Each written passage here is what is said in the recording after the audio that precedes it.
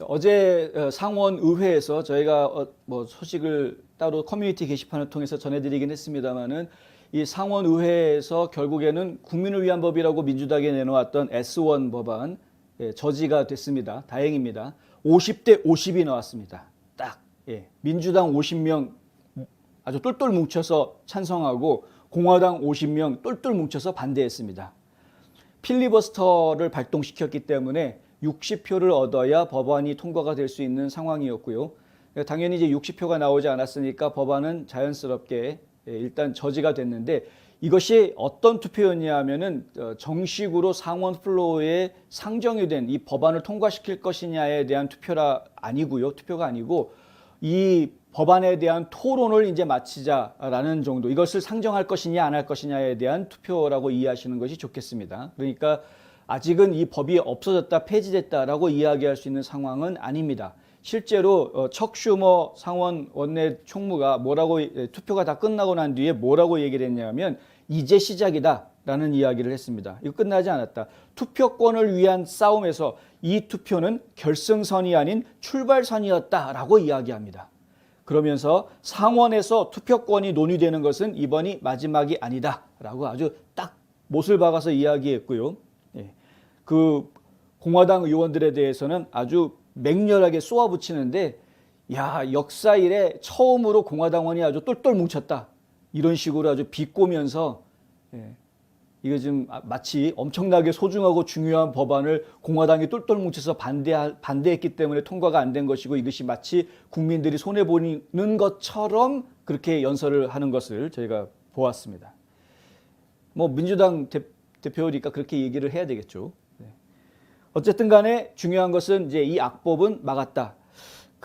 저희가 엠킴TV를 통해서 보니까 이 S1 법안의 문제점들을 잘 정리를 해서 한 5-6가지 이렇게 정리를 해서 이야기해 주는 것을 보았는데, 과거에 저희가 그 H1 법안 해가지고요, 뉴스 브리핑에서도 S1 법안이 아닌 하원에서 한참 논의되고 있을 때 H1 법안의 문제점에 대한 이야기들을 해드렸었습니다. 근데 그런 내용들이 결국에는 어제도 저희가 반복해서 말씀을 드렸지만은 굉장히 문제가 많은 선거법이었다. 이 선거법을 막은 것은 굉장히 잘한 것이고요.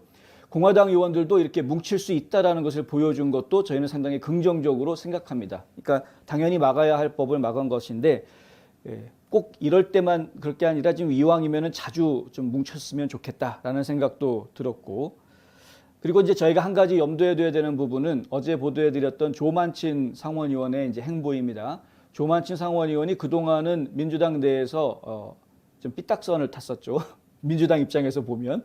그러니까 당론을 따르지 않고 자신의 소신을 강하게 어필하는 소신 발언을 계속하는 그런 상황이었습니다. 그런데 이번에 투표를 앞두고 바로 투표하기 직전에 자신의 소신과 타협을 보았죠. 민주당 지도부와. 민주당 지도부에서 약간의 이제 당근을 던진 겁니다. 만약에 이 S1 법안을 통과시키는 것을 도와준다, 민주당 쪽에 참여해 준다고 하면, 그러면 개정안을 이야기할 때 당신의 개정안을 가장 먼저 우선순위로 받아들여 주겠다, 이제 이렇게 당근을 던졌고요. 조만친 상원의원은 그것을 딱 잡았습니다. 오케이, 나 그거 그럼 받겠다, 이제 이런 식으로 바로 받아들인 것이죠. 그러니까 결국에는 조만친 상원의원이 이렇게 생각을 바꿀 수 있었다라는, 그러니까 민주당 소속이니까 민주당은 언제든 똘똘 뭉칠 수 있다는 거 우리가 확실하게 알고 있어야 하고요. 그 조만친 의원이 제안하고 있는 개정안 내용 중에 어제도 소개를 잠깐 해드렸으면 몇 가지가 있습니다. 예를 들면은 보터 아이디는 그건 유지해라. 지금 민주당에서 주장하는 거는 보터 아이디 없이도, 그러니까 신분증을 보여주는 거 없이도 누구나 투표할 수 있게 해야 된다. 이게 이제 민주당에서 주장하고 있는 바인데, 근데 조만친 의원은 그거는 바꿔라. 그러니까 신분증은 필요하다. 신분 확인은 하고 투표할 수 있게 해야 된다. 이제 이렇게 개정안을 만들기로 얘기가 지금 민주당 쪽에서 얘기가 되고 있는 것이고요.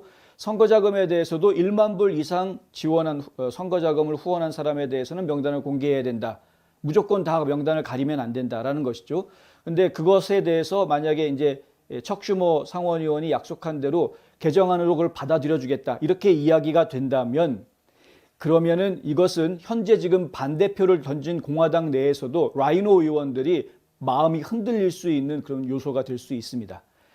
예, 지금 뭐 포토 아이디 인정해주겠고, 그 다음에 기부자 명단에서도 10,000불 이상 기부자에 대해서는 공개하겠다라고 할 경우에 공화당 의원들 중에서도 그러면은 S1 법안 찬성해줄게라고 이야기할 수 있는 사람이 나올 수가 있다. 그래서 결국에는 S1 법안이 아직은 완전히 없어졌다라고 이야기하기에는 이르다.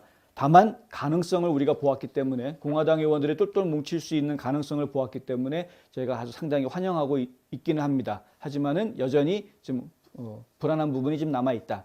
백악관 쪽에서 나오는 이야기는 바이든 대통령 같은 경우에는 이번에 사태를 좀 보고 S1 법안을 밀어붙이는 쪽보다는 각 주별로, 그러니까 민주당이 지금 이끌고 있는 주 단위에서 뭔가 좀 우편 투표라든가 부재자 투표라든가 이런 것들을 강화할 수 있는 그런 법안들이 주의회에서 나올 수 있도록, 지금 공화당이 이끌고 있는 주에서는 그런 법안들이 많이 나오고 있지 않습니까? 그러니까 지금 민주당 쪽이 이끌고 있는 그런 주의회에서도 그런 민주당 구미에 맞는 입법이 이루어질 수 있도록 밀어붙이는 이런 방향으로 좀 방향을 선회하려고 하는 그런 모습들이 포착이 되고 있다. 이런 이야기들이 좀 나오고는 있습니다.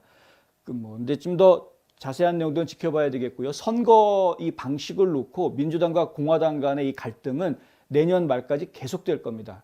어쩌면은 그 뒤로도 계속될 수도 있습니다. 이거는 뭐 본인들의 밥줄 놓기 싸움이니까.